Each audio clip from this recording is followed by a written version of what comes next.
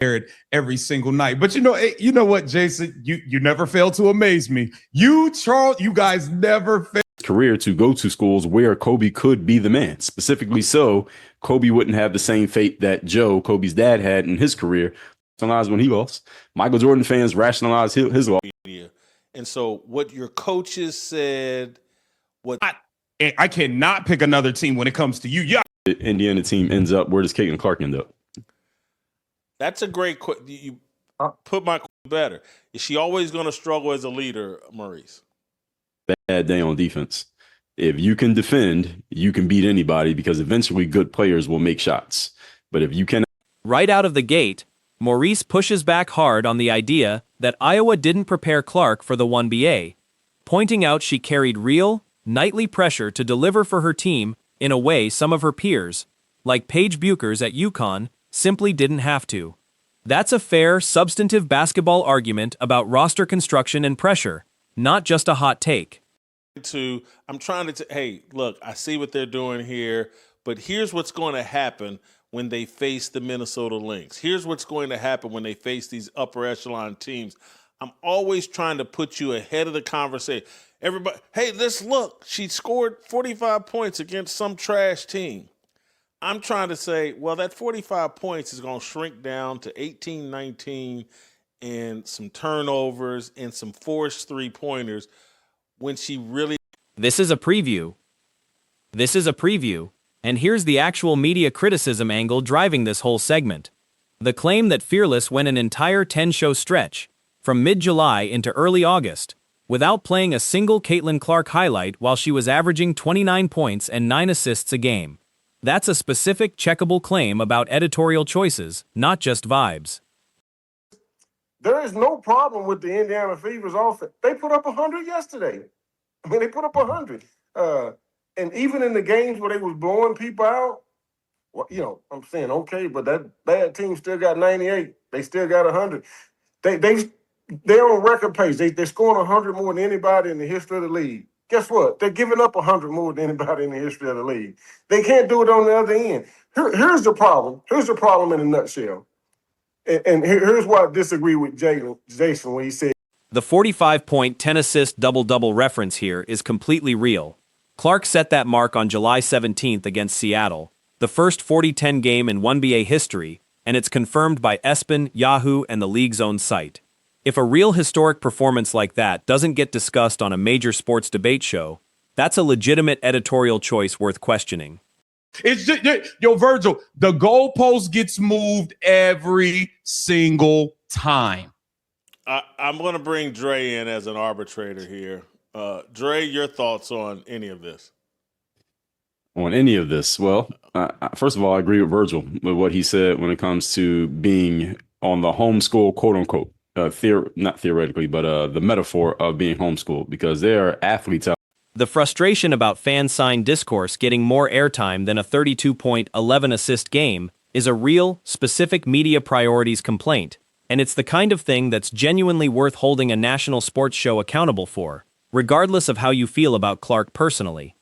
I know that Kylie McBride is a problem, but I think if Caitlin Clark is who you say she is, and who I believe she is at her best, they can beat the Minnesota Lynx, Maurice.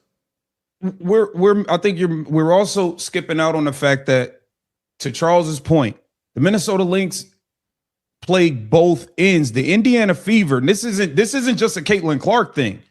The ball screen defense, they don't know if they're blitzing. They don't. The big can't contain. I mean, Olivia Miles turned the corner, and I want to give Kelsey Mitchell credit, not just for the 37 points. I thought she did. She worked really hard defending the ball. The stats cited here, a stretch shooting 55% from the floor, 46% from three, 90% from the line, is the kind of efficiency number that would dominate coverage for almost any other player in any other sport, and the pushback about it getting ignored until one below-average game happens is a fair, pattern-based critique of selective coverage.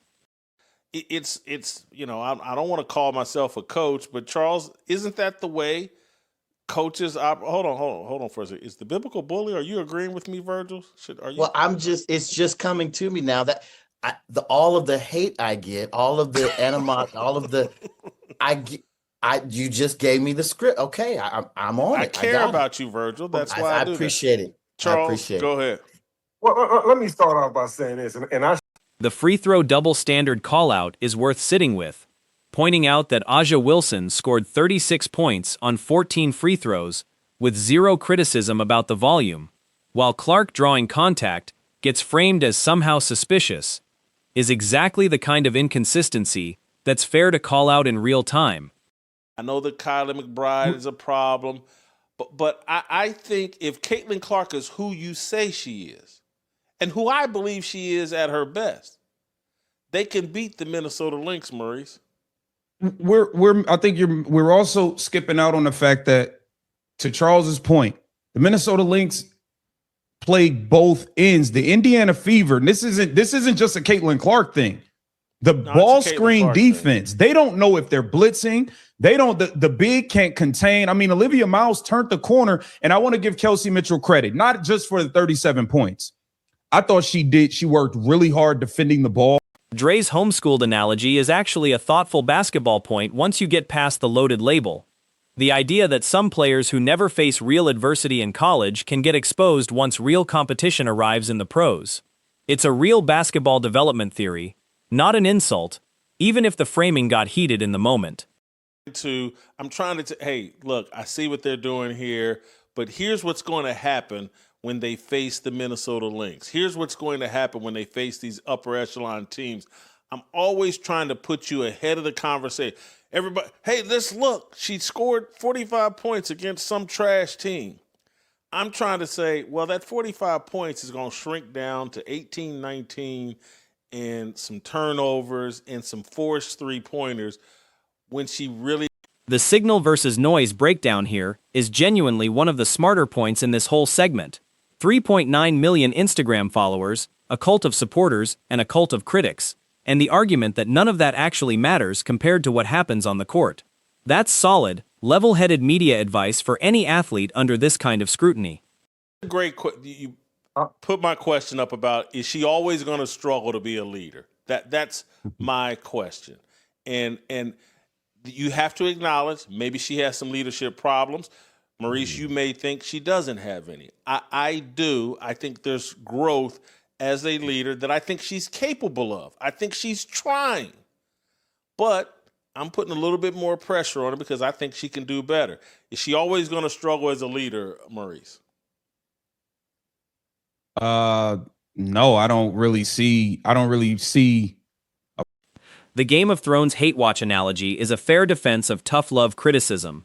The idea that pointing out flaws in something you genuinely care about isn't the same as hating it.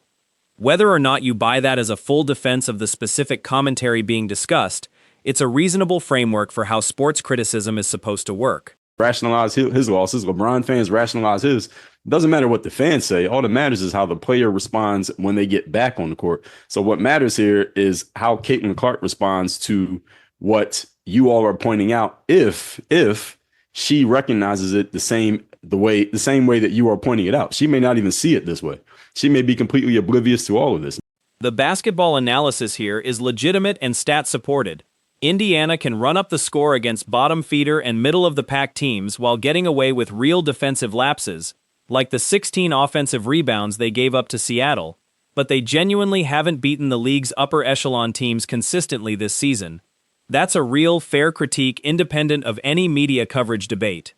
Just followed my journalistic career, and Charles was one of these few basketball coaches that understood the journalism aspect, because Charles is also great friends with a guy named Wally Hall in Arkansas, great sports columnist. Before I even knew Charles, he and Wally Hall were great friends. And Charles can tell you, and Maurice... The free throw pattern argument gets sharper here, pointing out Clark didn't shoot a single non-technical free throw in a specific recent game, then connecting it to a broader claim that officiating tightens up specifically against elite defensive teams like Minnesota. Calling specific officiating fraudulent is a strong opinionated word choice worth flagging as opinion rather than a proven fact, but the underlying pattern of inconsistent whistle rates by opponent is a real, trackable stat worth investigating further.